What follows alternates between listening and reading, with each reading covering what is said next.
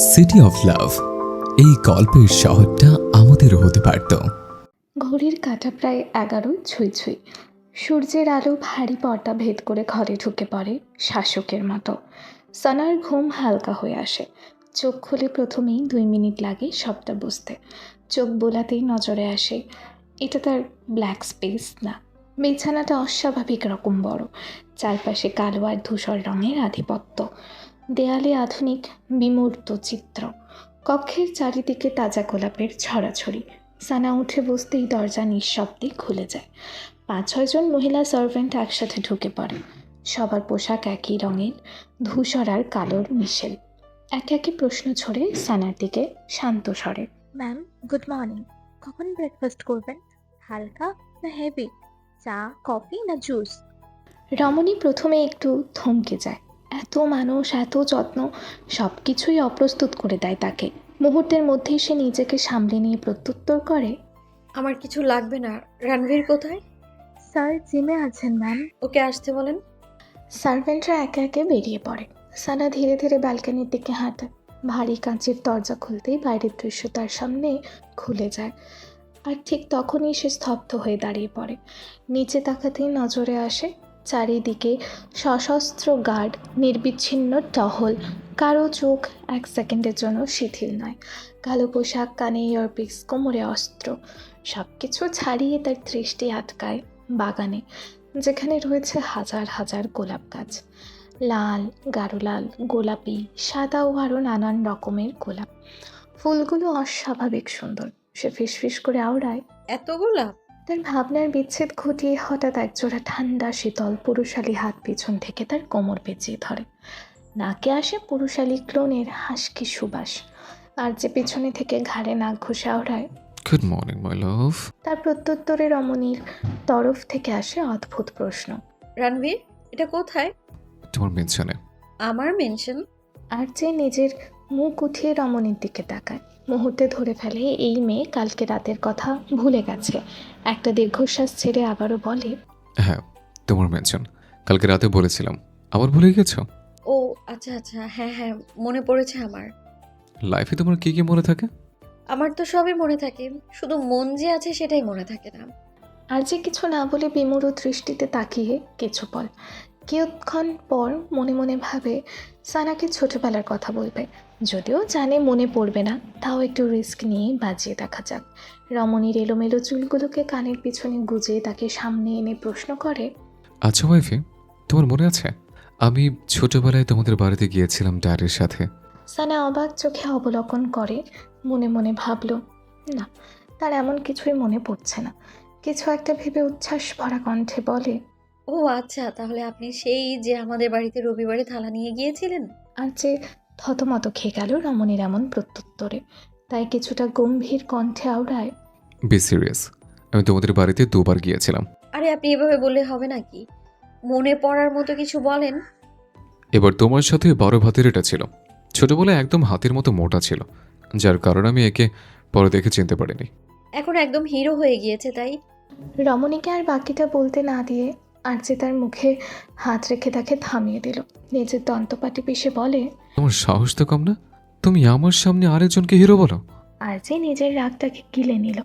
সেই মেয়ের সাথে রাগতে চায় না, কিন্তু মেয়েটা অলওয়েজ উল্টা পাল্টা একটা বলবেই ঠিক। তাকে ছেড়ে ফের বলে, যাই হোক, ওকে আমি ধাক্কা মেরে ফেলে দিয়েছিলাম। মুহূর্তে রমণীর চোখ বড় বড় হয়ে যায়।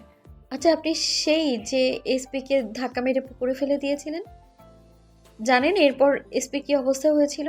রমণীর বাক্যখানা শোভনেন্দ্রিয় হওয়া মাত্রই আর্যের ভীষণ রাগ হলো। সে রমণীর চিবুক চেপে ধরে হিসিয়ে আওড়ায়, বাহ, আমি চকলেট দিয়েছিলাম সেটা ভুলে গেছো, কিন্তু 12 ভাতেরকে ধাক্কা মেরেছে, ওটা ভালোই মনে রেখেছো। মনে রাখবো না মানে? ও আমার one and only best friend. ব্যাস, রমণীর এই কথাটাই আর্যের সব বাঁধ ভেঙে দিল। বউ তার, অথচ তাকে মনে না রেখে অন্য আরেকজনকে মনে রেখেছে। এমনিতেই তো সব ভুলে যায়, কিন্তু যখন প্রসঙ্গ আসে 12 ভাতারে, তাহলে এই মেয়ে যেটা ভুলে যায় সেটাও মনে পড়ে। তাই রমণী আর বাকিটা বলার আগে আর যে আঁকড়ে ধরলো তার গোলাপি অধর যুগল। এদিকে রমণী 2 হাত দিয়ে ঠেলেও তাকে সরাতে পারছে না। কিছুক্ষণ পর আর যে তাকে ছাড়তেই সানা হাঁপ্রোড়ের মতো শ্বাস টেনে নিয়ে তাকে কিছু বলার আগেই আর যে তার মুখ চেপে ধরে। গম্ভীর স্বরে বুলিয়ে ওড়ায়। ইউনো হোয়াট, এখন আমি তোমাকে মনে করার প্রসেসিং শেখাবো, যাতে তোমার মন মস্তিষ্ক সব জায়গায় ওই বড় ভাতের ডিলিট হয়ে গিয়ে শুধু রণবীর মনে থাকে। আর্যের বাক্যখানা শ্রবণেন্দ্রিয় হতেই মুহূর্তে সানা বুঝে যায় আর্যে কোন প্রসেসিংয়ের কথা বলছে। সাথে সাথে তাকে ধাক্কা মেরে সরিয়ে 2 হাতে শক্ত করে রেলিং ধরে বলে, আরে আরে, আমার মনে পড়েছে তো, আপনি কোন কালারের থালা নিয়ে এসেছেন সেটাও মনে পড়েছে। এখন আর মনে করেও লাভ নেই। সত্যি বলছি, আপনি কোন রবিবারে গিয়েছেন সেটাও মনে পড়েছে। এখন মনে পড়লেও লাভ নেই, তুমি টাইম আউট হয়ে গিয়েছো। আরে আমি এখনো মাঠেই নামিনি, কিসের টাইম আউট? ইন্টারভিউতেই আউট তুমি, এখন শুধু আমি খেলবো। আমি মানি না এই আউট। দেখুন, ঠিক হবে না কিন্তু। আর্যে তার হাত ছুটিয়ে একটানে তাকে কোলে দিয়ে বলে। আমি তোমার সাথে এখন ঠিক কিছুই করবো না। আর্যে তাকে রুমে নিয়ে দরজা বন্ধ করে দিল, কিন্তু রমণী এখনও তাকে গালি দিয়ে চলেছে। কুত্তা, আপনাকে আমি মেরে ফেলবো। মারামারি পরে হবে, আগে খেলা হবে। আমি খেলবো না। তুমি খেলবে না, তোমার জামাই খেলবে। ঢাকা আন্তর্জাতিক বিমানবন্দরের সন্ধ্যাটা হয়ে ওঠে কোলাহলময়। কাঁচ আর স্টিলের বিশাল কাঠামোর ভেতর মানুষের ঢল, ক্যামেরার ফ্ল্যাশ সব মিলিয়ে এক অস্থির পরিবেশ। এই কোলাহলের কেন্দ্রীভূত আকর্ষণ হলো আরজে। টার্মিনালের বাইরে থেকে ভেতর পর্যন্ত চারিদিকে আরজের ফ্যানদের ভিড়। কারো হাতে পোস্টার, কারো গলায় চিৎকার, কারো চোখে উন্মাদনা। নিরাপত্তার বেষ্টনী ভেদ করে সেই মানুষের কণ্ঠ ঢুকে পড়েছে ভেতরে। আরজে হাঁটছে ধীর পায়ে, তার এক হাত শক্ত করে মুঠোবন্দি সানার হাত। সঙ্গে আছে শুটিং টিম, ক্যামেরাম্যান, সহকারী, প্রোডাকশন স্টাফ। চারপাশে নিরাপত্তা বেষ্টনী। তাদের থেকে কিছুটা দূরত্ব রেখে সারহাতে দাঁড়িয়ে, চশমার আড়ালে চোখের আগুন ঢাকা, মুখে অভিজাত নির্লিপ্ততা। তার সঙ্গে তার লোকজন, তারাও আলাদা প্রাইভেট জেটেই যাবে। টার্মিনালের ভেতরে প্রবেশ করতেই পরিবেশ বদলে যায়, ভিড় কমে, শব্দ চাপা পড়ে। আরজেও সারহাদ মুখোমুখি এসে দাঁড়ায়। এক মুহূর্তের জন্য সময় থমকে যায়। চারপাশের মানুষ, চলমান ট্রলি, ঘোষণা সব যেন পিছনে সরে যায়। দুইজন একে অন্যের দিকে তাকায় অগ্নিঝরা দৃষ্টিতে, কিন্তু আরজের পাশে দাঁড়ানো রমণীর তাদের দিকে খেয়াল নেই। সে তাকিয়ে আছে ভিআইপি এরিয়ার দিকে, যেখানে দেখা যাচ্ছে এসপি সানিতাকে হাত নাড়িয়ে কিছু একটা বোঝাতে রুমের দিকে যাচ্ছে। মুহূর্তে তার যা বোঝার বুঝে যায়। সে আরজের থেকে নিজের হাত ছুটিয়ে নেয় ওয়াশরুমের কথা বলে। আরজে কাইলিনকে তার পিছনে পাঠায়। প্রথম নীরবতা ভেঙে আরজে শক্ত কণ্ঠে বাক্য ছড়ে, নিজের চোখ সামনে রাখ, নেক্সট মুহূর্তে কে চোখে তাকাবি না। কোন চোখে? সারহাদের এমন হেয়ালিপনা সহ্য হলো না আরজের, তাই নিজের দন্ত চেপে আওড়ায়, ইউ ফাকিং বেস্ট। ঠিক তখনই বাইরের কাঁচের দেয়ালের ওপরে সাইরেনের ক্ষীণ শব্দ। কয়েক সেকেন্ডের মধ্যেই টার্মিনালের সামনে থামে সিআইডির গাড়ি। দরজা খুলে নামেন তালহা আদিল। তার পোশাক নিখুঁত, চোখে পেশাদার শীতলতা। তার সঙ্গে আবু ও দিহান। তারা টার্মিনালের ভেতরে ঢুকতেই অনেকেই মুখের হাসি মিলিয়ে যায়। ক্যামেরা নামতে শুরু করে, কথাবার্তা থেমে আসে। তালহা সোজা এগিয়ে আসে আরজে আর সারহাদের সামনে, তারপর শক্ত কণ্ঠে বলে, Mr. Arze and Mr. Sharhat, you both are under arrest. বিমানবন্দরের ভিআইপি করিডোর ধরে সানা 2 হাত পা নাড়িয়ে নেচে নেচে যাচ্ছে। ঠোঁটে চওড়া হাসি আর মুখে বলছে, পেসা। এই বলে সে উল্টো ঘুরতে নজরে আসে কাইলিন। মুহূর্তে সানার হাসি গায়েব, সাথে মুখের শব্দটাও পাল্টে গেল। পেসা নট পার্টনার। কাইলিন নিজের সাদা ঝকঝকে দন্তপাটি বের করে হাত নাড়িয়ে বলে, হাই ম্যাম, ওইদিকে ওয়াশরুম। ভাই, ওইদিকে বিজনেস রুম। কাইলিনের কপালে ভাঁজ পড়ে, বুঝলো না সে সানার কথা। Business room? সানা মনে মনে আরজেকে 1000 টাকা গালি দিল। এই লোকের জন্য সে ঠিকমতো বিজনেসও করতে পারবে না। এগিয়ে গেল কাইলিনের দিকে, নিচু স্বরে ফিসফিস করে বলে, শুনুন, এখন যা পাওয়া যাবে তার 90% আমার, 10% আপনার। শর্ত একটাই, রণবীরকে বলা যাবে না। সরি ম্যাম, আমি এমনটা করতে পারবো না। রমণী কিছু একটা ভেবে বলে, আচ্ছা, আপনি কার কথা শোনেন? বসের কথা। আপনার বস কার কথা শোনে? আপনার কথা। তাহলে আপনি কার কথা শুনবেন? আপনার কথা। Good, let's go. এদিকে কাইলিন হতবম্ব হয়ে দাঁড়িয়ে। সে কথার তালে পড়ে কী বলে ফেলেছে বুঝে উঠতেই সানার পিছনে পিছনে যায়। ম্যাম দাঁড়ান ম্যাম। কে শুনে কার কথা? সানা চলে গেল সানিতা ও এসপির ভিআইপি রুমের সামনে। রুমের ভেতর তারা দুজন আর সানা দরজা একটু ফাঁক করে উকি ঝুঁকি দিয়ে দেখছে, কিন্তু কিছুই দেখা যাচ্ছে না। পিছনে কাইলিন ফিসফিস করে বলে, ম্যাম আমরা এখানে কেন? বিজনেস করতে। কিসের বিজনেস ম্যাম? লুটের বিজনেস। কিন্তু ম্যাম। আরে ম্যা ম্যা না করে দাঁড়িয়ে থাকুন। সানা ভালো করে আড়ি পাতে একদম কান লাগে। এদিকে সানিতা ভীষণ বিরক্ত, কেননা এসপি কখন থেকে শুধু তার পাপার বদনামি করেই চলেছে। এসপি আবারও বলে, শোন, কোনো মতেই তুই তোর বাপের কথা শুনবি না, বুঝতে পেরেছিস? তোর বাপ সামনে বললে পেছনে যাবি, হাত বললে পা দিয়ে খাবি, লেফটে বললে রাইটে যাবি, ডেতে বললে নাইটে ঘুমাবি। ধুর, ওই কটকটির প্রভাব। আমিও কবিতা বলা শুরু করে দিয়েছি। মোট কথা, তোর বাপ কোনো কথা বললে শুনবি না। হ্যাঁ হ্যাঁ, তুমি কখন থেকে এটাই বলে যাচ্ছ, দিনরাত 24 ঘন্টা শুধু পাপার পিছনে পড়ে থাকো। আর তোর বাপ 24 ঘন্টা আমার পেছনে পড়ে থাকে, ওইটা কি? তুমি কি এগুলো বলার জন্য আমাকে ডেকেছো? এই বলে রমণী গাল ফুলে চলে যাওয়ার জন্য উদ্যত হতে এসপি তাকে হাত ধরে আটকে দিল, টেনে নিয়ে এলো নিজের কাছে। সানি তার বেবি হেয়ারগুলোকে কানের পিছনে গুজে কণ্ঠ খাদে নামিয়ে আওড়ায়, আমি কল দিলে সাথে সাথে কল ধরবি। আর ম্যাডাম, নিজেকে তৈরি করে রাখুন, ইন্ডিয়া থেকে ফিরেই আপনাকে মিস ফারুকি থেকে মিসেস চৌধুরী বানানো হবে। লজ্জাবতী পাতার ন্যায় মিইয়ে গেল শব্দদোষে। লজ্জায় আরক্তিম হয়ে উঠেছে ফর্সা গাল দুটো। অবশেষে তার 2 বছরের স্বপ্ন সত্যি হতে চলেছে। রমণীকে এতটা লজ্জা পেতে দেখে এসপি যেন ঘুরে চলে যাচ্ছে। ধীরে ধীরে সে তার মুখ এগিয়ে নিয়ে এলো সানিতার অধরের দিকে। এদিকে কাইলিন কখন থেকে সানাকে বলেই চলেছে, ম্যাম ওটা এটা। এবার রমণীর রাগ সপ্ত আকাশে। 2 হাতে ধরে রাখা দরজার হ্যান্ডেল ছেড়ে দিতে সম্পূর্ণ দরজা খুলে যায়। গর্জে ওঠে সে, কি ম্যা ম্যা ম্যা ম্যা করছেন কখন থেকে? সামনে কিসিং সিন চলছে, ফোকাস ইন দেয়ার। ওদিকে দরজা খোলার সাথে সাথেই সানিতা এসপিকে 2 হাতে ধাক্কা মেরে 10 হাত দূরে চলে গেছে। এসপি দাঁত খিচিয়ে সানার দিকে তাকিয়ে, সানার সামনে তাকিয়ে একটা ক্যাবলাকান্ত মার্কা হাসি দিয়ে বলে, keep going, just a thing, I am not here, I am finish. গাধি, ওটা ফিনিশ না, ভ্যানিশ হবে। হ্যাঁ, ওই একটা হবে আর কি। নাও লাইটস, ক্যামেরা, অ্যাকশন। এটা মনে করিস না আমি কিছু দেখেছি। আমি কিছুই দেখিনি। তোরা যে বড়দের কাজ কারবার করতে গেছিস, দেখলেও বিশ্বাস কর, একমাত্র মামা ছাড়া আর কাউকে কিছুই বলবো না আমি। এসপি নিষ্প্রভু দৃষ্টিতে তার দিকে তাকিয়ে মনে মনে ভাবছে, এই জামাই বউর জন্য আমার সংসার আর হবে না, বাসর তো দূরে থাক। ততক্ষণে সানিতা উধাও। এসপি সানার দিকে তাকিয়ে ডিরেক্ট প্রশ্ন করে, কত লাগবে সেটা বল। রমণীর মুখে হাসি টেনে এগিয়ে এসে 2 হাতে 10 আঙুল দেখিয়ে বলে, এই তো 5,000 দে, দেখি 4-5 দিন মুখ বন্ধ থাকে কিনা। এসপি তার দিকে বিমূর্তভাবে তাকিয়ে দিয়ে দিল 5,000।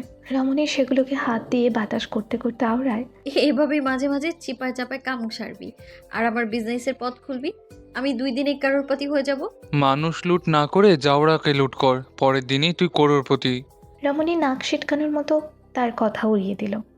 সানা সহজ রাস্তায় চলে না। একদিন মানুষ লুটে লুটে আমি হব লুটেরা কারোরপতি। তারপর চাইনিজ বুকে নাম থাকবে আমার, লুটেরা আম্বানি। আরে তুই স্বপ্ন দেখবি কি? আগে তো নিজের শব্দ ঠিক কর। চাইনিজ না, গিনিজ ওয়ার্ল্ড বুক। হ্যাঁ, ওই একটাই নাম লিখলেই হবে।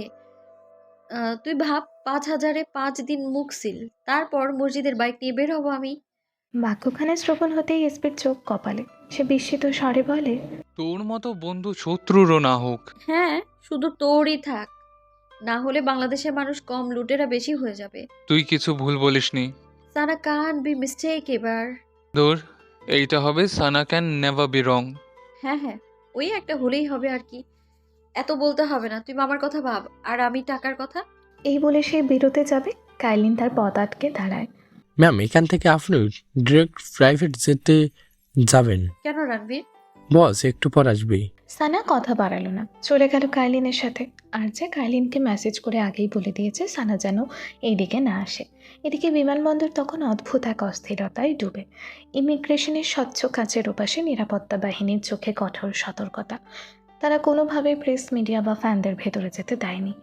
কিন্তু এতে ভিড় দমানো গেলেও আওয়াজ দমানো যায়নি। আর যে ফ্যানরা রীতিমতো হইচই লাগিয়ে দিয়েছে। কিন্তু এত সব কিছুর ছেটাফোটাও 2 মানবের চেহারায় দেখা গেল না। তারা স্বাভাবিকভাবেই দাঁড়িয়ে, তালহার পাশে দাঁড়িয়ে থাকা আর যে ঠোঁটের কোণে হালকা এক চিলতে হাসি টেনে তালহার দিকে তাকিয়ে অনায়াস ভঙ্গিতে বলে, বাহ, ফ্লাইটের আগেই সারপ্রাইজ। তবে আপনার জন্য সারপ্রাইজ আছে। তালহা কপাল কুঁচকে তাকায়। সে বুঝতে পারেনি আর যে সারপ্রাইজের মানে। হঠাৎ তার কানে আসে বিকট বিস্ফোরণের শব্দ, বুম বুম। পরপর 2টা সিআইডির সাদা এসইউভি গাড়ি মুহূর্তের মধ্যে আগুনের গোলায় পরিণত হয়। বিকট শব্দে কেঁপে ওঠে বিমানবন্দরের কাঁচ। ধোঁয়ার ঘন দেয়াল থেকে ঢেকে ফেলে পুরো ড্রপ অফ জোন। মুহূর্তের মধ্যে সবাই চারিদিক ভুলে নিজের জীবন নিয়ে পালাতে শুরু করে। মানুষের চিৎকার, দৌড়ঝাঁপ, ভাঙা কাজ সব মিলিয়ে এক মুহূর্তে পরিস্থিতি পাল্টে যায়। আর যে নিজের ঘাড়ের মটকা দুটো ডানে বাঁয়ে ফুটিয়ে এক চিলতে বিরক্তির ভঙ্গিতে তালহার দিকে তাকায়। তাচ্ছিল্য হেসে বুলি ছুড়ে, সুপারস্টার আরজে নতুন গাড়ি ছাড়া যাবে না। তাড়াতাড়ি করুন অফিসার, আমি বউর থেকে বেশিক্ষণ দূরে থাকতে পারি না। এই কথাটা সারহাদের দিকে তাকিয়ে বলে। সারহাদ আর তার দিকে রক্তচক্ষু নিয়ে তাকায়। আর যে আর একবারও পেছনে না তাকিয়ে ভিআইপি কেবিনের দিকে হেঁটে যায়। চারপাশে তখন মানুষ নিজের জীবন বাঁচাতে ছুটছে, পুলিশ, যাত্রী, কর্মী সবাই। কেবল তালহা দাঁড়িয়ে আছে চোখে আগুন নিয়ে। সে খুব ভালো করেই বুঝতে পারছে এটা কাদের কাজ। সারহাদ ধীরে তালহার হাতে ধরা হ্যান্ডকাফের দিকে তাকিয়ে ঠান্ডা গলায় বলে, পকেটে ঢুকিয়ে না রাখলে বাতাসে মরিচা পড়ে যাবে অফিসার। এই কথা বলে সেও ভিআইপি রুমের দিকে হাঁটা দেয়। ভিআইপি রুমে দুটো বিশাল ইতালিয়ান লেদারের সোফায় পাশাপাশি বসে পড়ে সারহাদ আর আরজে। সামনে মার্বেলের টেবিলের ওপাশে দাঁড়িয়ে তালহা, চোখে তীক্ষ্ণতা, চোয়াল শক্ত। সারহাদ প্রথমে পায়ের ওপর পা তুলে বসে, আর যে একবার তার দিকে তাকায়। তারপর কিছু একটা ভেবে সে সোজা তালহার সামনে টেবিলের ওপর দুটো পা তুলে বসে পড়ে। এই দৃশ্য দেখে সারহাদ নাক মুখ কুঁচকে তার দিকে তাকায়। তাচ্ছিল্যের স্বরে বলে, তোর মতো কাউকে সানাম। সারহাদের মুখে সানার এমন নাম শুনতেই আর যে শান্ত মস্তিষ্ক যেন দাও দাও করে চলে উঠল। মুহূর্তে তাকে বাক্য সম্পন্ন করতে না দিয়ে তার কলার ধরে টান দিয়ে নিজের দন্তপাটি চেপে হুঙ্কার ছড়ে, কুত্তার বাচ্চা, আরেকবার আমার ওয়াইফকে এই নামে ডাকলে টিফ টেনে ছেড়ে ফেলবো। তালহার আর সহ্য হলো না। সারহাদ প্রত্যুত্তর করার আগে সে দুজনের সামনে গিয়ে গলা শক্ত করে বলে, আপনারা আইনের লোকের সামনে বসে আছেন, এমন বেয়াদবি করলে আরও মামলা ঠুকে দেবে। সারহাদ টান মেরে ছাড়িয়ে নিল নিজেকে। আর যে বসে বিড়বিড় করে আওড়ায়, ভালো হতো তোদের দুই ভাইকে আমি আঁকে মেরে দিতাম। একটাকে ওদিন না বাঁচাতাম, আরেকটাকে আরেকটু জোরে ধাক্কা মেরে পুকুরের মাঝখানে ফেলে দিতাম। ব্যাস, কাহিনী খাতাম। বেঁচে গিয়ে দুটি আমার বইয়ের পেছনে পড়ে আছে শালা, একটা বেস্টি হয়ে আরেকটা উষ্টা খেয়ে। তোর বিড়বিড়ানি তালহা সহ আশেপাশে সবাই শুনতে পাচ্ছে। সামনে থাকা তালহা ভীষণ বিরক্ত এদের আচরণে, তাই আবারও গম্ভীর স্বরে আওড়ায়, আমি আপনাদের লাস্ট ওয়ার্নিং দিচ্ছি। তার কথার তোয়াক্কা না করে আর যে তালহার চোখে চোখ রেখে ধীরে পকেট থেকে বের করে ছোট একটা ওয়াইনের বোতল। সে তালহার চোখের সামনে ঠকঠক করে অর্ধেক বোতল গলায় ঢালে। একই সাথে সারহাদ তার কোটের ভেতর থেকে বের করে সিগার বক্স। সেখান থেকে একটা নিয়ে ঠোঁটে ধরিয়ে ধীরে টান দেয়। ধোঁয়াটা তালহার মুখের সামনে ছড়িয়ে পড়ে। তালহার চোখে আগুন জ্বলে ওঠে, কিন্তু সে নিজেকে সামলে নেয়, কারণ সে জানে এরা কোন লেভেলের প্লেয়ার। ওই দিনের পর সে গভীরভাবে এদের ব্যাপার স্টাডি করেছে। এখন অপেক্ষা শুধু গাড়ি আসলে এদের হাজতে পড়বে। আর যে আগে সিগারেট খেত, কিন্তু একদিন সানা তার রুমে গিয়ে সিগারের হালকা গন্ধ পেয়ে সে নাক ছিটকে চলে যায়। তারপর থেকে আর যে আর সিগারেট ছুঁয়েও দেখেনি। এদিকে তালহার পেছনে দাঁড়িয়ে থাকা দিহান আর আবু দুজনেই বিস্মিত চাহনিতে তাকিয়ে আরজের দিকে। কতক্ষণ পর দিহান ফিসফিস করে আবুর কানে বলে, স্যার, এটাই সুযোগ, আর্যের সাথে একটা সেলফি নেন, না হয় ভাবি ওই দিনের মতো এবারও আপনাকে ছাড়বে না। আবু অস্বস্তিতে একবার তালহার দিকে তাকায়। সে কিছু বলতে চায়, পারে না। তার বউ আরজের বড় ফ্যান। আর ওদিন সে কীভাবে জেনে গিয়েছে বুড়োতে আরজে এসেছে, তার জন্য 2 ঘন্টা তাকে কান ধরে দাঁড়িয়ে থাকতে হয়েছে। কেন সে আরজের সাথে সেলফি নেয়নি? শেষমেশ সাহস করে আরজের দিকে তাকিয়ে বলে, স্যার, যদি একটা সেলফি। এই বলে তালহার দিকে তাকাতেই তার গলা থেমে যায়। আরজে সব বুঝে হেসে ওঠে। সেখান থেকে হাত নাড়িয়ে বলে, সেলফি সেলফি লাগবে, আজ ফ্রিতে দিচ্ছি। আবু উচ্ছ্বাসে এক পায়ে কয়। আবার তালহার দৃষ্টিতে থেমে যায়। আর যে এটা বুঝে ঠোঁট কামড়ে হেসে নিচে উঠে আসে। আবুর পাশে দাঁড়িয়ে সেলফি তোলে।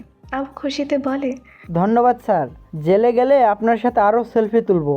এই কথা শেষ হওয়ার আগেই আর যে ছট করে আবুর হাত থেকে মোবাইল কেড়ে নেয়। একে একে সব ছবি ডিলিট করে।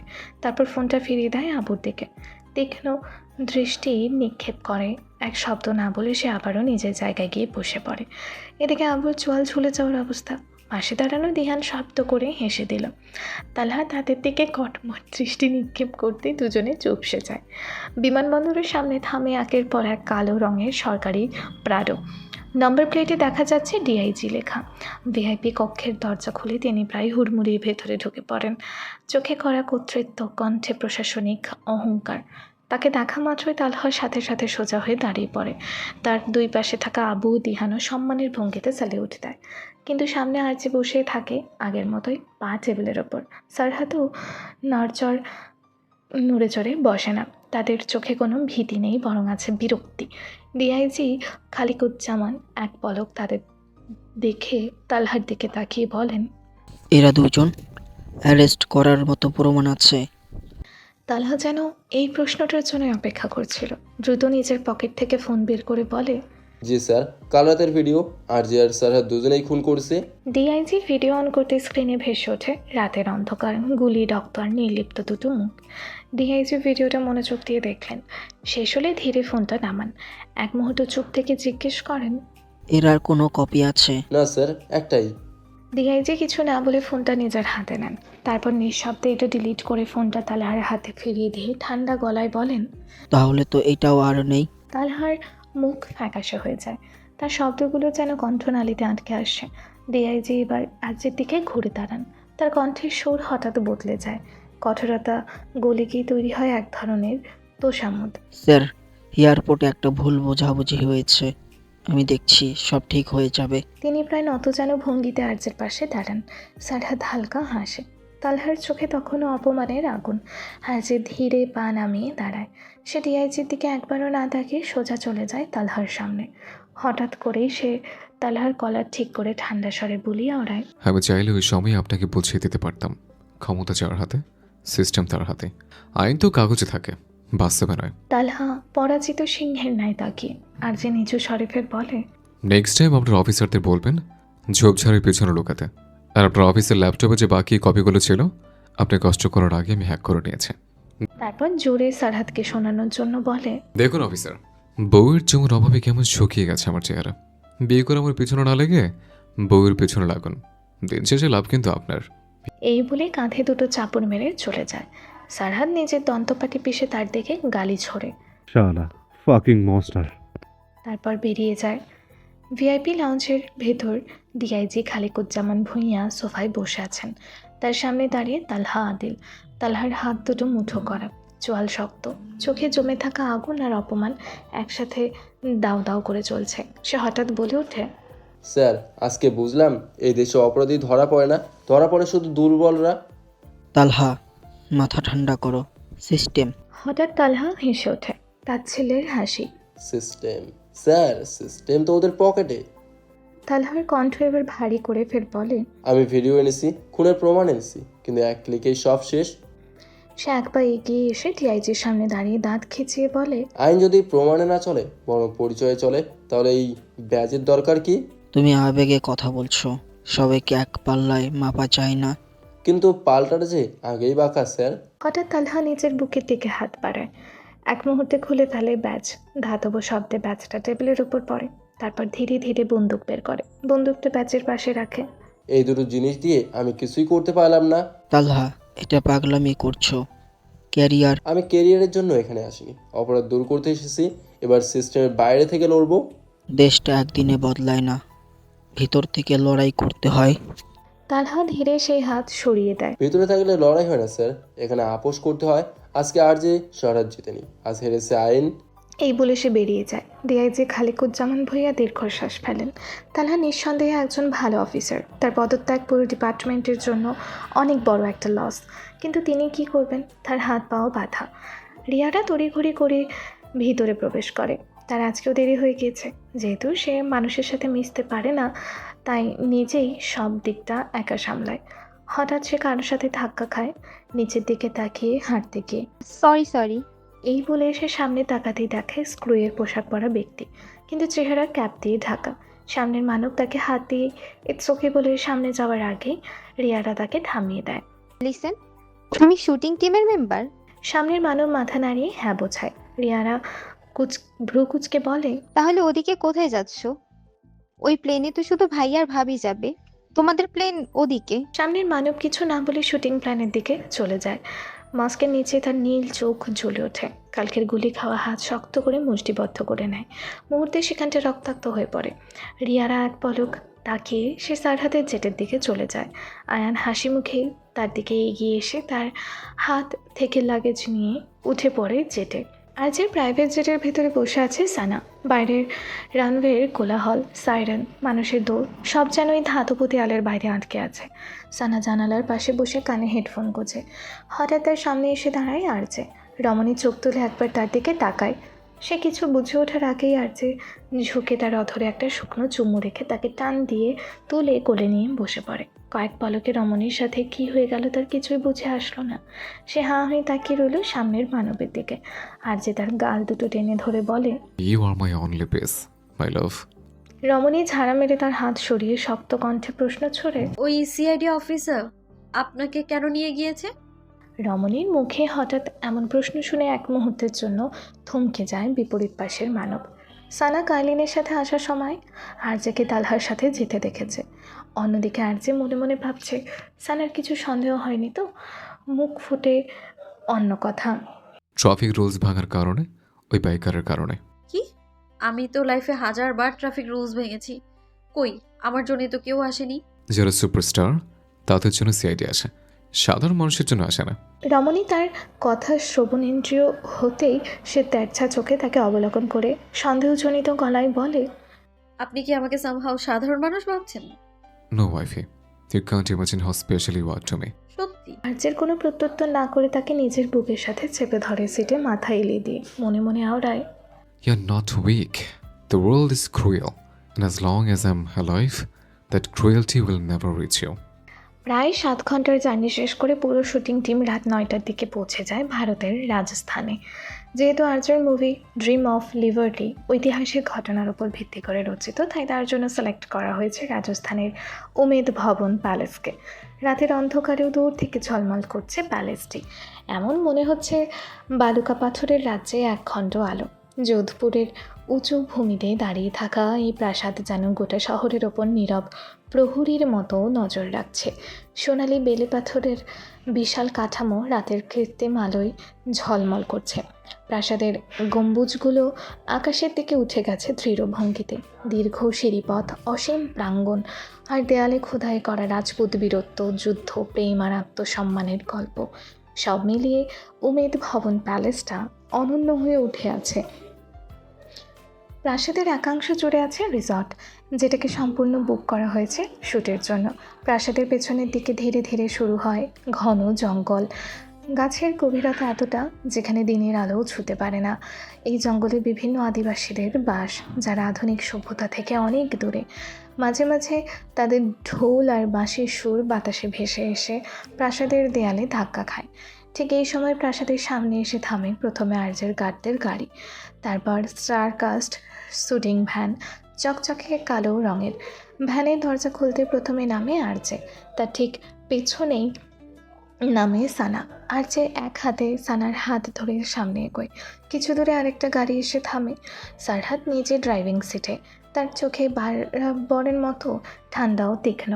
পাশে বসা এসপির চোখে মুখে ঘুম। তাদের পেছনে পরপর এসে থামে কতগুলো গাড়ি। শুটিং টিম ব্যস্ত হয়ে পড়ে। ক্যামেরা নামানো হচ্ছে, লোকেশন মার্ক করা হচ্ছে। উমেদ ভবন প্যালেস আবারও নতুন করে এক নাটকের মঞ্চ হতে চলেছে। রিসর্টের সামনে আগে থেকেই ইবনের গাড়ি দাঁড়িয়ে। এখানে আর্যের ভ্যান থেকে শুরু করে সব কিছু সে আগে থেকে ঠিক করে রেখেছে নিজে। ইবন তাদের আসার অপেক্ষায়, সাথে মনে মনে বকে চলেছে নিজেকে, কেন সে কারো ব্যাপারে খোঁজ খবর নেওয়া ছাড়া এভাবে দুর্বল হয়ে পড়ল। সে আর্য ও সানার বিয়ের ব্যাপারে সব জানার পর থেকেই গিল্টি ফিল করছে। নিজের কাছে যেন নিজেকে ছোট মনে হচ্ছে তার। কীভাবে সে অন্যের বিবাহিত স্ত্রীর দিকে, না না, আর ভাবতে পারছে না সে। মুখে ফিসফিস করে আওড়ায়, আমারও বা কী দোষ? মিস ঝাঁসির রানী নো, মিসেস জওয়ানকে দেখে কোনো অ্যাঙ্গেলে বিবাহিত বলে মনে হয়নি। ভালো হয়েছে আমি ওনাকে কিছু বলিনি, বললেই এখন লজ্জায় ওনার সামনে যেতে পারতাম না। আর ওই আরজে একবার বললেই তো হতো শি ইজ মাই ওয়াইফ। না, সাইকো একটা, আমার অর্ধেক বিজনেস শেষ করে দিয়েছে। তার ভাবনা ছেড়ে কানে আসে গাড়ির টায়ারের শব্দ। সে হাসি মুখে এগিয়ে যায় তাদের ওয়েলকাম করার জন্য। এদিকে পুরো শুটিং টিমকে ওয়েলকাম করার জন্য রিসর্টের দরজায় দাঁড়িয়ে আছে সকল স্টাফরা, সাথে তাদের ম্যানেজারের মেয়ে ইবেলিনা সিদ্দিকি। আর যে জ্যাককে আগে পাঠিয়েছে সেখানে চেক করতে সব ঠিক আছে কিনা। জ্যাক এগিয়ে যায় ইবেলিনার দিকে, রুক্ষ স্বরে বলে, আপনি ম্যানেজার? ইবেলিনা ইয়া বলে তার দিকে তাকায়। ব্যাস, ওর চোখ আটকে গেল জ্যাকে। সে হাঁ করে তাকিয়ে আছে দিন দুনিয়া ভুলে। তার 22 বছরের জীবনে সে এত হ্যান্ডসাম কাউকে দেখেনি, দেখবেই বা কী করে। ছোটবেলা থেকে তার জীবন আটকে গিয়েছে এই প্যালেসে। বংশানুক্রমে তাদের পারিবারিককে এই প্যালেসের দেখাশোনা করতে হয়। কিন্তু সামনের মানব এতক্ষণেই ভীষণ বিরক্ত হয়ে গিয়েছে। 4-5 বার এই মেয়েকে ডাকার পরও কোনো জবাব আসছে না। সে এবার জোরে গর্জে ওঠে। Hey, stupid girl, give me the key. তার গর্জনে এবেলিনার মতিভ্রম ছুটে যায়। বোকার মতো প্রশ্ন করে বসে, কিসের কি? এইবার রাগে যাকে সমস্ত বাঁধ ভেঙে গেল। সে পিছন থেকে বন্দুক বের করার আগেই কাইলিন তাকে আটকে ধরে। নিচু স্বরে বলে, হোয়াটস রং উইথ ইউ ব্রো? রমণীদের সাথে একটু সুন্দর করে। যাকে চোখ রাঙানিতে কাইলিনের কথা থেমে গেল। সামনে তাকিয়ে মুখে হাসি টেনে বলে, আসলে রুমের চাবিগুলো লাগবে। ওহ, আই এম সরি নিন। এবেলিনা চাবি দিতেই জ্যাক এক টানে নিয়ে ধূপধাপ পা ফেলে চলে যায়। পেছনে কাইলিন এবেলিনাকে সরি বলে চলে যায়। রমণী এক দৃষ্টিতে জ্যাকের যাওয়ার দিকে তাকিয়ে উচ্ছ্বাস ভরা কণ্ঠে বলে, লীনা ইবেলিনা তু তো গায়া। এই বলে সামনে তাকাতেই রমণী পিলে চমকে ওঠে। কেননা সামনে সানা তার দিকে তীক্ষ্ণ দৃষ্টিতে তাকিয়ে। হঠাৎ সানা হেসে দিল শব্দ করে, তার দিকে হাত বাড়িয়ে দিয়ে বলে, লিনা ইবেলিনা, হাই, দিস ইজ সানা। ইবেলিনা একগাল হেসে তার সাথে হাত মিলিয়ে সেও হেসে দেয়।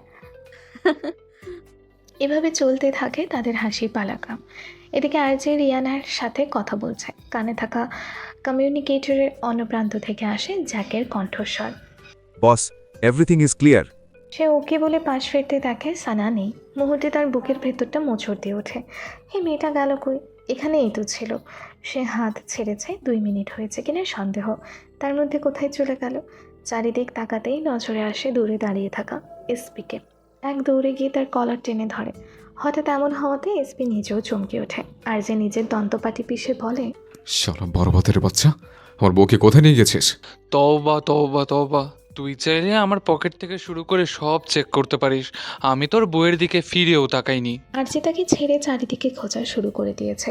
পিছনে এসপি বলে, কিরে, ভারত না আসতেই তো বউ হারিয়ে ফেললি। গিয়ে দেখ কোথাও আবার বসে কাকে লুট করছে। ভারতের সামনে তোর বউ বাংলাদেশের ইজ্জত রাখবে না। আর যে কোনো ধ্যান নেই তার কথায়। সে এক মনে খুঁজেই চলেছে। রিসর্টে প্রবেশ করতেই দুজনের পা থেমে যায় সামনের দৃশ্য দেখে। কেননা 2 রমণী এখনো হা হা করে হেসেই চলেছে। এসপি একটা শুকনো ঢোক গেলে আওড়ায়, জাউরা, আমি শুনেছি এই প্যালেসে নাকি রাজপুত্রদের আত্মা ঘুরে বেড়ায়। আমার মনে হচ্ছে এটা তোর বইয়ের মধ্যে ঢুকে গেছে। তুই বললে আমি কবিরাজ ডাকতে পারি। শালা, ওই কবিরাজকে তুই বিয়ে করে বসে থাক। এই বলে আর যে ভারী ভারী কদম ফেলে একটানে সানার হাত ছুটিয়ে তাকে কোলে নিয়ে সিঁড়ির দিকে এগিয়ে যায়। এদিকে এবেলিনা হঠাৎ এমন হওয়াতে সে হাসি আটকেই তাদের দিকে অবাক চোখে তাকায়। সানা সিঁড়ির মাথা থেকে তার দিকে হেসে আবারও বলে, লিনা ইবেলিনা, দিস ইজ আমার জামাই না। আর যে নিজের দন্তপাটি পেশে হেসে শি বুলিয়ে ওড়ায়।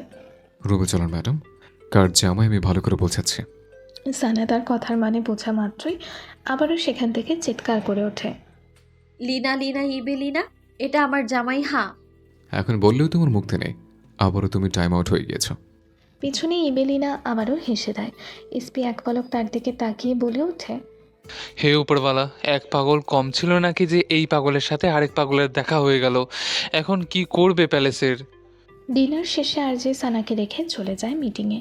সে বেরোতেই সানা বহু কষ্টে খুঁজে বের করে ঈশানীর রুম এসপির সাথে মিলে। সানা লক্ষ্য করেছে কাল থেকে ঈশানী তাকে এড়িয়ে চলছে। তার পিছনে কাইলিন, সাথে আরও 3 জন বডিগার্ড।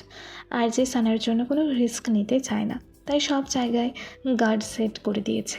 সানা দরজায় টোকা দিতেই ঈশানী দরজা খুলে সানাকে দেখে চমকে ওঠে।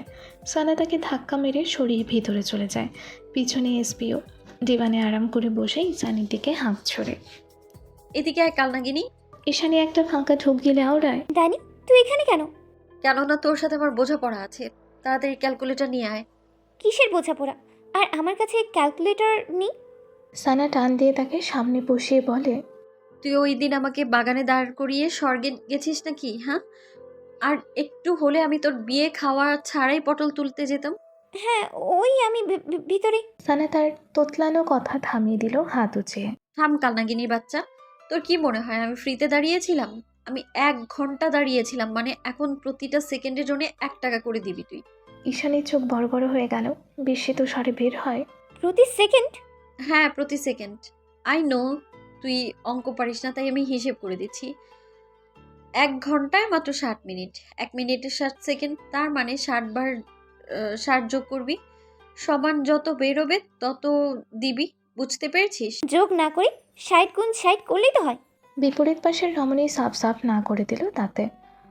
আমি বুঝি না নাকি তোর চালাকি? এখানে শুধু 2টা 60, এতে টাকা কমে যাবে। তুই পাশাপাশি 60টা 60 বসিয়ে তারপর যোগ করে আমাকে দিবি। কি? আমার কাছে এত টাকা নেই। আচ্ছা ঠিক আছে, আমার আবার মন বড় তো, তাই ভারতের জন্য কিস্তি চলছে। প্রতিদিন 2 মিনিটের মানে 60 + 60 = 6060 টাকা দিবি। আমি তো জানি 60 যোগ 60 সমান সমান 120 হয়। হাত ঝাড়া মেরে উড়িয়ে দিল সানা তার কথা। আর সব পুরোনো দিনের নিয়ম, এখন নতুন যুগ চলছে, জেনজিরদের যুগ। নতুন যোগ মানে পেছনে বসানো আর বিয়োগ মানে সামনে বসানো। বুঝতে পেরেছিস? যেহেতু আমার মন বড় তাই 60 টাকা মাফ, বাকিটা বের কর। ঈশানী সানার হিসাবের আগামাথা তো বুঝলই না, উল্টো নিজের মাথা খোলাচ্ছে।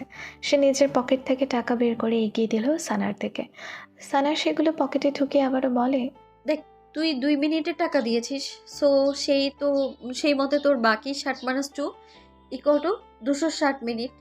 এগুলোকে সেকেন্ড হিসেবে করে দিয়ে দিবি। সব ক্লিয়ার? হ্যাঁ?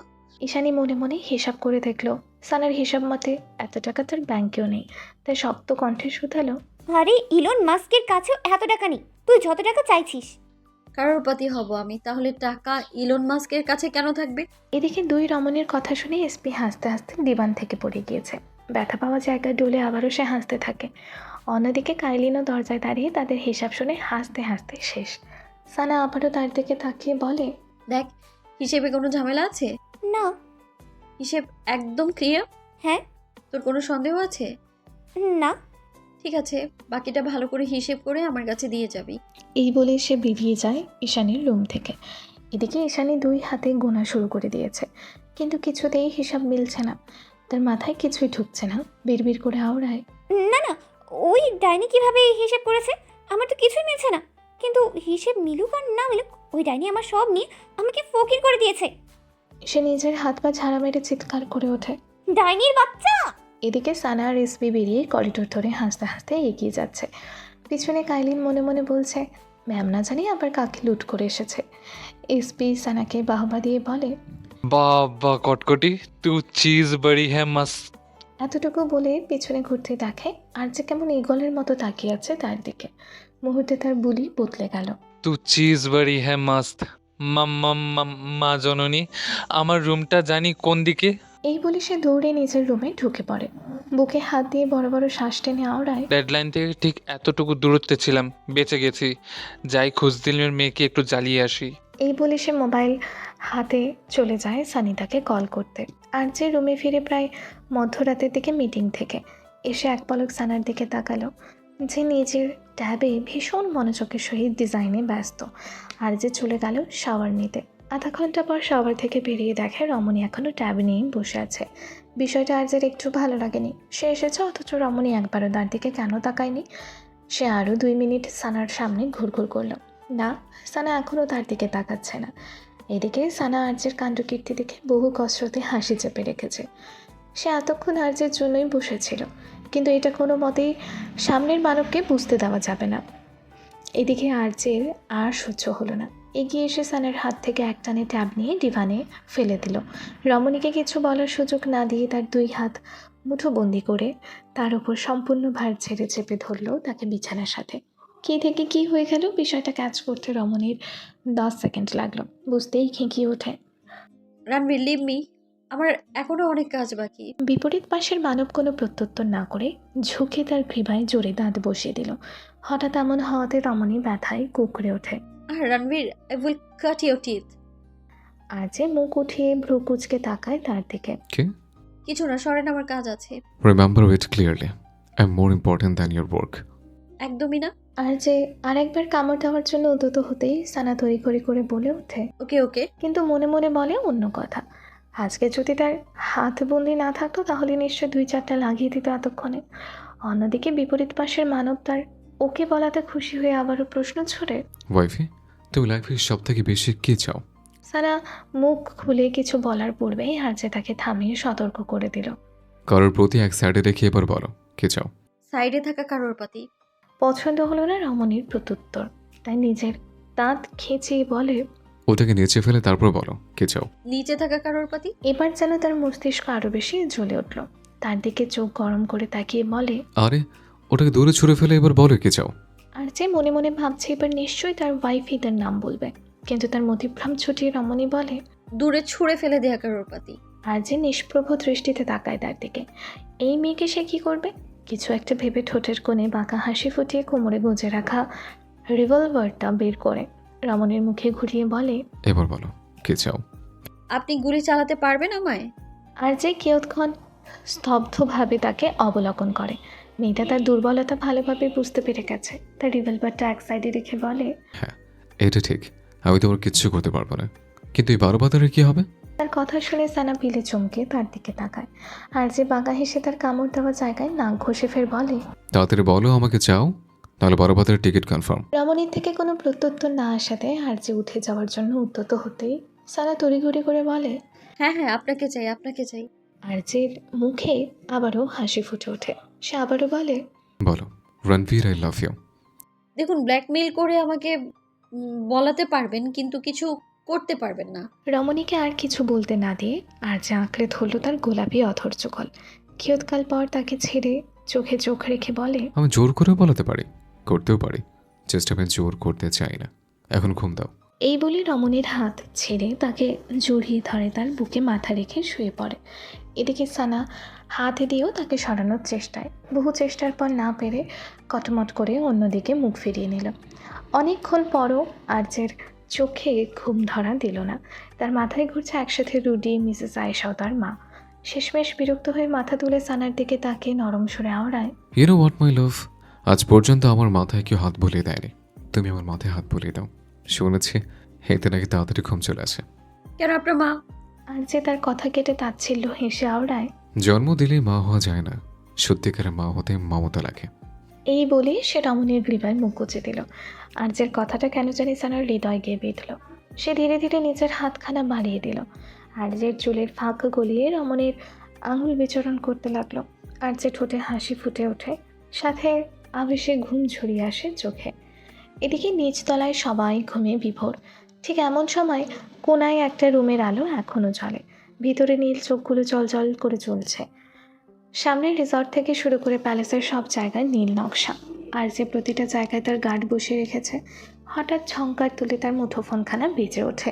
স্ক্রিনে ভেসে ওঠে আঁকা। ফোনটা উঠাতেই অন্য পাশ থেকে আসে কারো উদ্বেগ কণ্ঠস্বর, রুডি বি কেয়ারফুল, ওই আরজি কিন্তু ব্ল্যাক হান্টার। চমকে ওঠে মাস্টার। কি আরজে ব্ল্যাক হান্টার?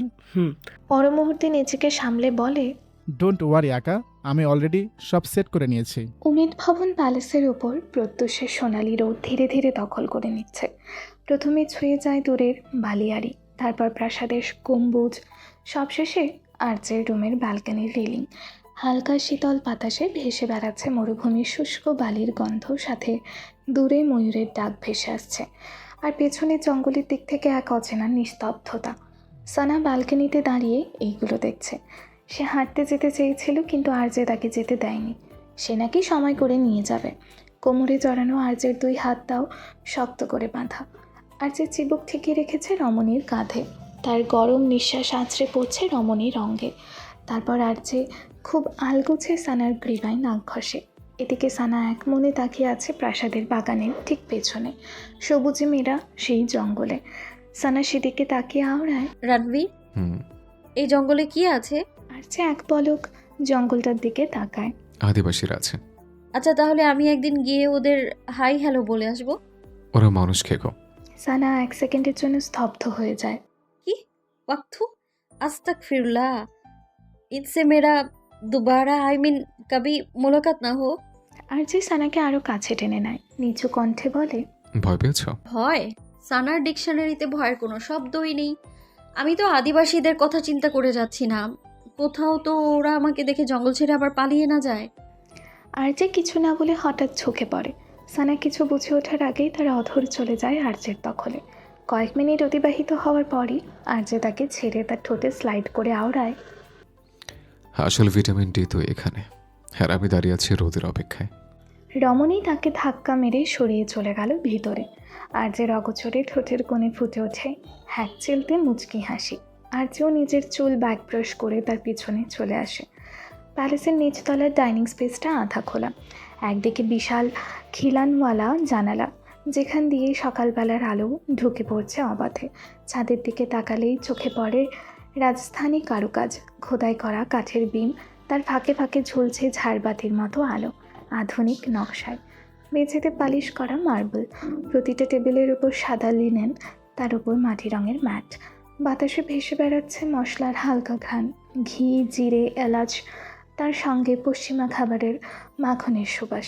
একপাশে তৈরি হচ্ছে রাজস্থানী ঐতিহ্যবাহী খাবার, ডাল বাটি চুরমা, কের সাংরি, গরম গরম রুটি। আরেক পাশে সম্পূর্ণ continental set up, bread, cheese, ফল, জুস।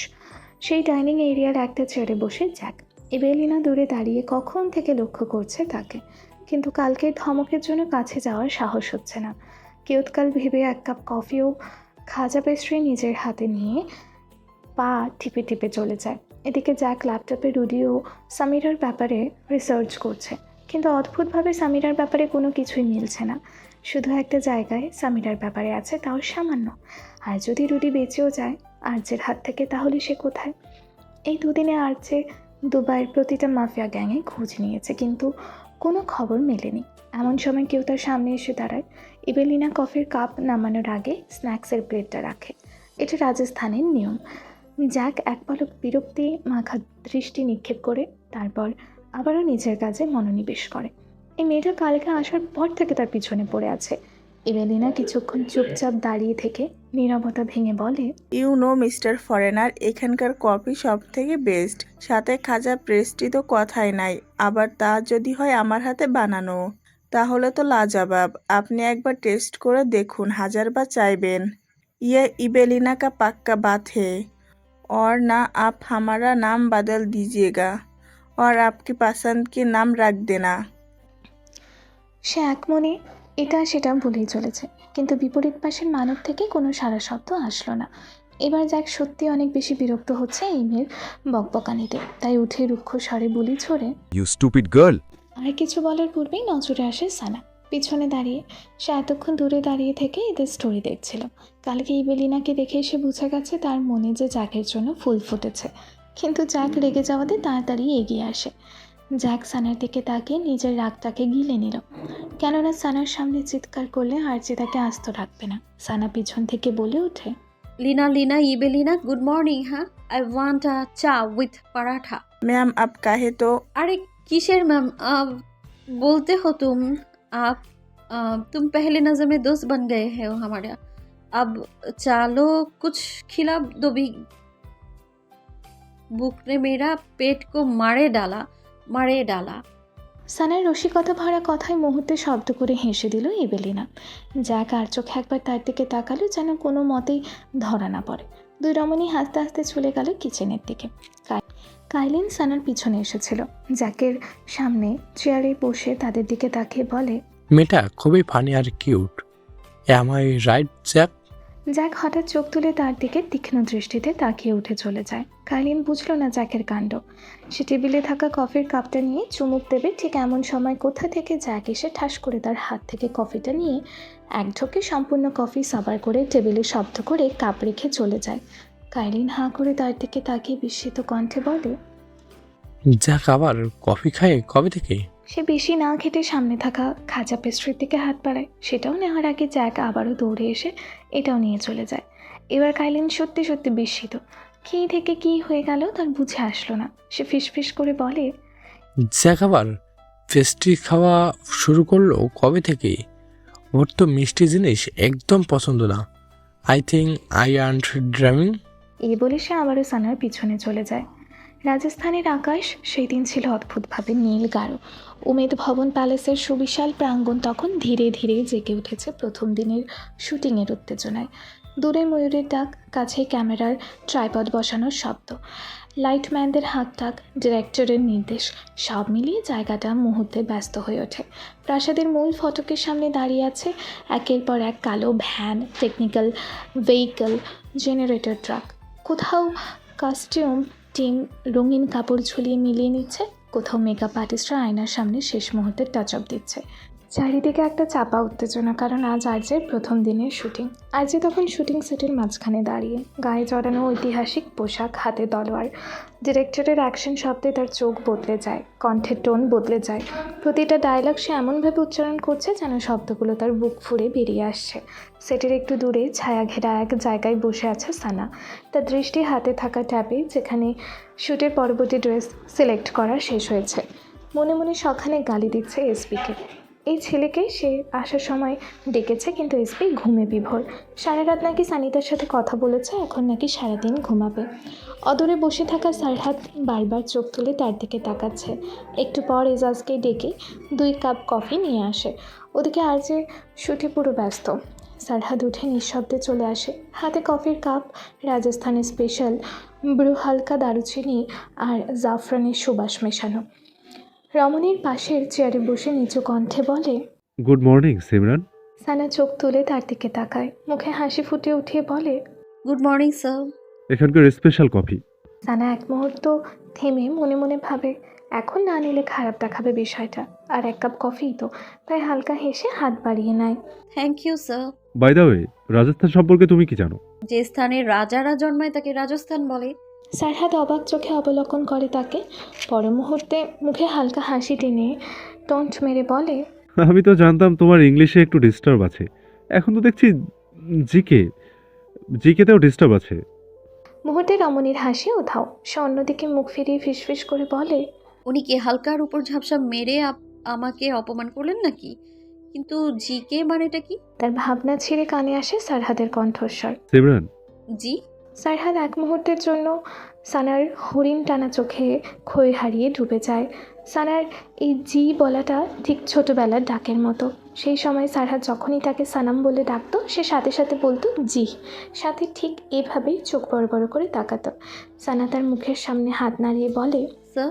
মুহূর্তে সারহাদের মতিভ্রম ছুটে যায়। সে একটা বাঁকা ঢোক গিলে অন্যদিকে তাকিয়ে বলে, কফি ঠান্ডা হয়ে যাচ্ছে। সানা ও বলে কফিতে চুমুক দিতে যায়। হঠাৎ দূর থেকে শুটিং সেটের মাঝখানে আর্যের চোখ সেটা দেখে ফেলে। প্রথমে তার ভ্রু কুঁচকে যায়, তারপর চোখের পাতা শক্ত হয়ে আসে। পর মুহূর্তে তার চোয়াল শক্ত হয়ে ওঠে, মস্তিষ্কে ধপ করে জ্বলে ওঠে প্রতিহিংসার আগুন। নিজের দন্তপাটি চেপে হাত মুষ্টিবদ্ধ করে কোনো দিকে না তাকিয়ে সোজা ক্যামেরার সামনে থেকে বেরিয়ে আসে। লাইট, ক্যামেরা, লোকজন কিছুর তোয়াক্কা না করে সে লম্বা পা ফেলে এগিয়ে যায় সানার দিকে। সানা তখন কফির কাপটা ঠোঁটের কাছে তুলেছে মাত্র, আর যে এক ঝটকায় তার হাত ধরে নেয়। কফির কাপটা তার হাত থেকে কেড়ে নিয়ে নিচে ছুঁড়ে ফেলে। গরম কফি ছিটকে পড়ে বালির ওপর, ধোঁয়া ওঠে, কাপটা গড়িয়ে থেমে যায়। সানার চোখ বড় বড় হয়ে যায়। রণবীর। কিন্তু তার কথার তোয়াক্কা না করে আর যে ধীরে ধীরে মুখ ঘুরিয়ে রক্তচক্ষু নিয়ে তাকায় সারহাদের দিকে, হেসে শুয়ে বলে, তোকে যেন আর একবার আমার বউয়ের আশেপাশে না দেখে, না কথা, না কফি, না নিঃশ্বাস। তারপর পুরো সেট কাঁপিয়ে গড়ছে ওঠে। Minded fucking best. আর যে আর এক মুহূর্তও দাঁড়ায় না, এক টানে সানাকে কোলে তুলে নেয়, একদম সবার সামনে দিয়ে। ক্যামেরাম্যান, লাইটম্যান, প্রোডাকশন বয়, টুরিস্ট সবাই স্তব্ধ, কেউ কিছু বলার সাহস পায় না। আর যে হেঁটে চলে যায় প্রাসাদের ভেতরের দিকে, সানাকে বুকে চেপে ধরে। পেছনে পড়ে থাকে নীরবতা, আর সেই নীরবতার মাঝখানে দাঁড়িয়ে আছে সারহাদ। তার হাতে এখনও কফির আরেকটা কাপ। সে রাগে এত জোরে সেটা চেপে ধরে যে মুহূর্তে প্লাস্টিকের কাপ ফেটে যায়। গরম কফি গড়িয়ে পড়ে তার আঙুলের ফাঁক দিয়ে, হাত লাল হয়ে ওঠে, কিন্তু সে নড়েও না। এই ব্যথার পাশে তার বুকের ভেতরের আগুন কিছুই না। দূর থেকে রিয়ানা সবটাই দেখে আলগোছে ভেজা চোখ মুছে অন্যদিকে চলে যায়। উমেদ ভবন প্যালেসে ধীরে ধীরে সন্ধ্যা নামে। সূর্য অস্ত যাচ্ছিল বালুকাময় আকাশের কোলে। সেটে এখনও আর্যের শ্যুট চলছে। ধীরে ধীরে রিয়ানা এসে সারহাদের পাশের চেয়ারখানা দখল করে বসে। হাতে 1 কাপ ধোয়া ওঠা কফি এগিয়ে দিল সারহাদের দিকে। মিস্টার চৌধুরী। সারহাদ এক পলক রিয়ানার দিকে তাকিয়ে হাসি মুখে কফির কাপ নিয়ে ধন্যবাদ জানিয়ে আবারও সামনে তাকায়। তারপর চলতে থাকে নীরবতা। কিয়ৎক্ষণ পর নীরবতা ভেঙে রিয়ানা আওড়ায়, আপনি বলেছিলেন আপনি সবার চোখ পড়তে পারেন, তাহলে কোনোদিনও ওর চোখে নিজেকে দেখেছেন? আমিও এটাই বলছিলাম, যেই চোখে আমি ডুবেছি সেই চোখ পড়তে ব্যর্থ আমি। কোনোদিনও আমার চোখ পড়ে দেখেছেন? এই বাক্যের জবাবে সারহাদ শুধু নীরবতা পালন করে গেল। রিয়ানা ফের বলে, আর একবারও কি ভালোবাসা সম্ভব না? সম্ভব, কিন্তু দ্বিতীয়বার হারানোর আর কিছু অবশিষ্ট নেই আমার। একবার বেশি দেখুন, আমি হারাতে দেব না আপনাকে। আবারও নীরবতা নামে। সারহাদ কিছুক্ষণ থেমে শান্ত স্বরে আওড়ালো, তাহলে যে আমাকে 12 বছর পেছনে যেতে হবে, যেখানে আমার হৃদয় এখনো কারো নামে দগ্ধ হয়নি। রিয়ানার চোখ ভিজে ওঠে, কাঁপা কাঁপা স্বরে বলে, 12 বছর পেছনে যাওয়া সম্ভব না, কিন্তু আমি যদি আরও 12 বছর অপেক্ষা করি তবুও কি দেরি হয়ে যাবে? তার ছেলের হাসি ফুটে ওঠে সারহাদের ঠোঁটে। মানুষ দ্বিতীয়বার কেন, 1000বার ভালোবাসতে পারে, কিন্তু মায়াতে পড়ে একবার মিস জাওয়ান। বাঁধ ভাঙা অশ্রু টলটল করছে রমণীর চোখে, কান্নাগুলো গলায় দলা পাকিয়ে আসছে। একটা শুকনো ঢোক গিলে সেগুলোকে আটকে বহু কষ্টে আওড়ায়। তাহলে ওকে কেড়ে নিচ্ছেন না কেন? সারহাদ ঠোঁটের কোণে হালকা হাসি টেনে সামনের দিকে এগিয়ে যেতে যেতে বলে, অতীতের কিছু হিসাব রক্তের ছিল, এখন তার মূল্য সানাম হয়ে দাঁড়িয়েছে, আর আমি মূল্যে প্রতিজ্ঞাবদ্ধ হয়ে আছি। না হলে যে আবারও চৌধুরীদের রক্তকে অপমান করা হবে, আবারও তাদের ভীতু বলা হবে। এই বলে সারহাদ চলে গেলেও রিয়ানা ঠায় বসে চোখ যায় টেবিলের ওপর রাখা কফের কাপটার দিকে, যেটা সারহাদ একবারের জন্য চুমুক দেয়নি। এবার অস্ত্রগুলো কোনো বাধি মানল না, গাল বেয়ে গড়িয়ে পড়ল। সে দৌড়ে গেল ভিতরে তাড়াহুড়ো করে। আয়ান মাত্র তার কাছে এসেছিল, তার হঠাৎ এমন দৌড়ের মানে সে বুঝতে পারেনি। ম্যাডাম কোথায় যাচ্ছেন? Rihanna madam? রিয়ানার তার কথায় কোনো ধ্যান নেই। সে এক দৌড়ে চলে যায় সিঁড়ি বেয়ে ছাদে। কৃত্রিম আলোয় করে ছাদ ঝলমল করলেও এই আলো পৌঁছাতে পারছে না তার ভিতরে।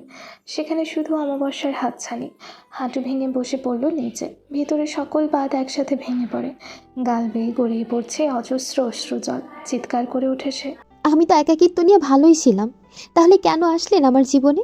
আমি তো কারো থেকে ভালোবাসা আশা করিনি, না কখনো পেয়েছি। নিজেকে সব সময় শক্ত খোলসে আবদ্ধ রেখেছি। যে নিজের বাবা মায়ের ভালোবাসা পেতে ব্যর্থ, সে পৃথিবীর কারো ভালোবাসা ডিজার্ভ করে না। মম ড্যাড সবসময় বলতো আমি অনাকাঙ্ক্ষিত, তাই ভালোবাসা আমার জন্য না। তাহলে সেখানে আমাকে এতটা ভেঙে দিলেন কেন? ধীরে ধীরে সে উঠে এগিয়ে গেল রেলিংয়ের দিকে। এই মুহূর্তে সে কী করছে কিছুই বুঝতে পারছে না। হঠাৎ যেন তার মস্তিষ্কে সব ফাঁকা ফাঁকা লাগছে। ধীরে ধীরে উঠে দাঁড়ালো রেলিংয়ের ওপর, এক পা বাড়িয়ে দিল নিচের দিকে, মুখে আওড়াচ্ছে, মম ঠিক বলেছে, ভালোবাসা আমার জন্য না। অনাকাঙ্ক্ষিতরা কারো ভালোবাসা পায় না। এদিকে সানা রুমের ভিতর কখন থেকে পায়চারি করেই চলেছে। ওই সময় আরজে সানাকে কোলে করে নিয়ে এসে রুমে আটকে রেখে দিয়ে গেছে। দরজার বাইরে 4 জন গার্ড, কালো স্যুট, কানে কমিউনিকেশন ডিভাইস, চোখে কঠোর সতর্কতা, নিঃশব্দে পাহারা দিচ্ছে। নিচ তলায় কাইলিন সহ বাকি কাজরা যাতে নিচ থেকে কেউ উপরে যেতে না পারে। কক্ষে রমণী হাঁটছে আর বিড়বিড় করছে, কত বড় সাহস সানাকে বন্দি করে রাখে। আজকে আসুক একবার, এমন মজা দেখাবো না। আর ওই বিটকেলের বাচ্চাটাকে কোথায় মেরেছে কে জানে। আরেকবার বের হই আগে, এটার কানের নিচে বাজাবো আমি, তারপর ওটার। প্রায় সন্ধ্যা হতে চলেছে। মাঝখানে ইবেলিনা 2-3 বার এসেছে সানাকে খাবার দিতে। আর্যের নির্দেশ অনুযায়ী সানা ইবেলিনার সাথে অনেকক্ষণ গল্প করেছিল উমেদ ভবনের ইতিহাস, রাজপরিবারের গোপন করিডোর, ভূগর্ভস্থ পথ, যুদ্ধের সময় ব্যবহৃত গোপন সিঁড়ি, এমনকি সেই জঙ্গলের কথা নিয়েও। সানা সবটা মনোযোগ দিয়ে শুনেছে। এত মনোযোগ যদি সে নিজের ক্লাসে দিত তাহলে আজ হয়তো তার অঙ্ক ইংরেজি ঠিক হয়ে যেত। বিপরীতে সানা তাকে শুনিয়েছে জ্যাকের কাহিনী। দুজনের মধ্যে বন্ধুত্ব হয়েছে বেশ। ইবেলিনা বলে যাওয়ার কিছুক্ষণ পর প্রাসাদের দোতলার করিডোরে নেমে আসে এক অদ্ভুত ঠান্ডা। দূরের বাতিগুলো একে একে ম্লান হয়ে যায়, যেন আলো নিজেই সরে যাচ্ছে। একটা লম্বা ছায়ায় এগিয়ে আসে। সে সামনে দিয়ে নয়, পেছন দিয়ে, প্রাসাদের গোপন পথ ধরে। গায়ে জড়ানো লম্বা ওভারকট, নিঃশব্দ পা আর সবচেয়ে ভয়ঙ্কর নীল চোখ। মাস্টার। তার দৃষ্টি সামনে দাঁড়িয়ে থাকা আর্চের গার্ডসদের ওপর পড়ে। 4 জনই সতর্ক। তারা তার দিকে চোখ তুলে তাকিয়ে কিছু বলার পূর্বেই থেমে যায়। মাস্টারের মুখ থেকে কোনো শব্দ নিঃসৃত হয়নি। সে শুধু তাকায়। 1 সেকেন্ড, 2 সেকেন্ড। তার চোখে যেন অদ্ভুত এক তরঙ্গ খেলে যায়। হাত নাড়িয়ে কিছু বোঝায়। গার্ডসদের চোখের পাতা ভারী হয়ে আসে। তাদের দৃষ্টি ঝাপসা, শরীর জমে যায়। মুহূর্তে তারা হয়ে যায় হিপনোটাইজ। 4 জনই দাঁড়িয়ে থাকে স্ট্যাচু হয়ে। মাস্টার ধীরে ধীরে হাঁটে। তার হাতে ঝলমল ধারালো খঞ্জর। আলোয় তার ধাতব ধার চকচক করে ওঠে। পা থামায় সানার রুমের দরজার সামনে। দরজার পাশে digital panel, password lock. Master খঞ্জরটা নামিয়ে প্যানেলের উপর হাত রাখে। তার ঠোঁটের কোণে এক ফোঁটা বাঁকা হাসি। কানে থাকা ডিভাইসে যান্ত্রিক ভয়েসে ফিসফিস করে বলে, আকা। অন্য পাশ থেকে আসে সতর্ক বাণী। রুডি, আরেকবার ভেবে দেখো, ওইদিকে হাত বাড়ালে আর যে পাতাল থেকে তোমাকে খুঁজে বের করবে। সেজন্য বলছি, আগে সোফিয়াকে দেখো। ও পাকিস্তান থেকে ফিরে এসে সবাইকে মেরে ফেলবে, এমনকি নিজের ছেলেকেও। সবার আগে মিলা, তারপর সব কিছু। Rudy, try to just hack the password. এই যে শুনছো মাই প্রিয় শ্রোতা বন্ধুরা, তোমরা শুনছো সিটি অফ লাভ প্রেরিত প্রেমে সিক্ত গল্প। আর আমাদের সাথে পথ চলতে do like, comments and share. আর সাবস্ক্রাইব করতে কিন্তু একদম ভুলবে না। টাটা।